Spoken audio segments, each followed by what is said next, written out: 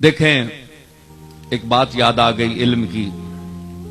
ایک شخص نے کہا وہ داری تھا، منکر، اللہ کا منکر تھا. وہ کہتا ہے زمین آسمان اسی طرح بنے ہوئے ہیں اور چلتے جائیں گے.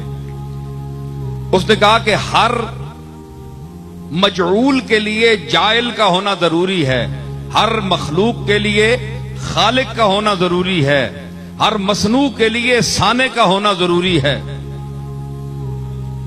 تو اللہ جس کو تم اللہ کہتے ہو، اے علی تم بتاؤ کہ اگر اس نے اس پوری کائنات کو بنایا ہے، ذرے سے آفتاب تک تمام اشیاء کو بنایا ہے، تو پھر اس کا اپنا خالق کون ہے؟ اس کو کس نے بنایا؟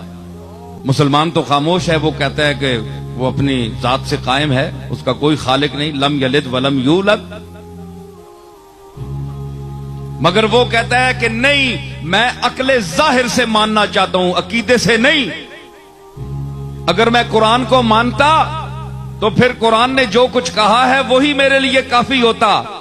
میں تو جس نے قرآن کو نازل کیا ہے اس کو بھی نہیں مانتا، تو قرآن کو کیسے مانوں؟ مجھے بتاؤ اے علی،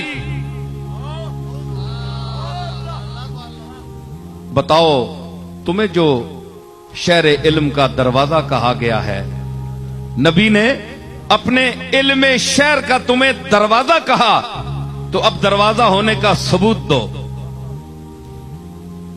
فرمایا مولا کائنات بولے، فرمایا نہیں مانتا کہ ہر بنانے والے کے لیے ایک بنانے والا، پھر اس کا بنانے والا، پھر اس کا بنانے والا. یہ تو دور و تسلسل ہے، یہ محال عقلی ہے، یہ تو ہو ہی نہیں سکتا. اس کی تو پھر کہیں رکاوٹ ہی نہیں. پھر اس کا بنانے والا، پھر اس کا، پھر اس کا، پھر اس کا، یہ ساری عمر تسبیح پڑھتے رہو، یہ تو محالات عقلیہ سے ہے. اس نے کہا نہیں، مجھے سمجھاؤ، بات سمجھاؤ. فرمایا گنتی آتی ہے، سنو علی کی ہے علم کی بات. فرمایا گنتی آتی ہے جی، 1 2 3 4 5 6 گنی نا. فرمایا الٹے گنو. اس نے کہا 6 5 4 3 1. جناب علی نے فرمایا 1 سے پہلے گنو.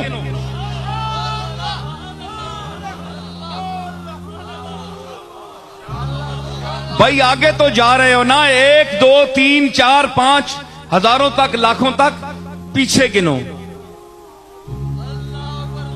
اس نے کہا جناب 1 سے پہلے تو ہے ہی نہیں.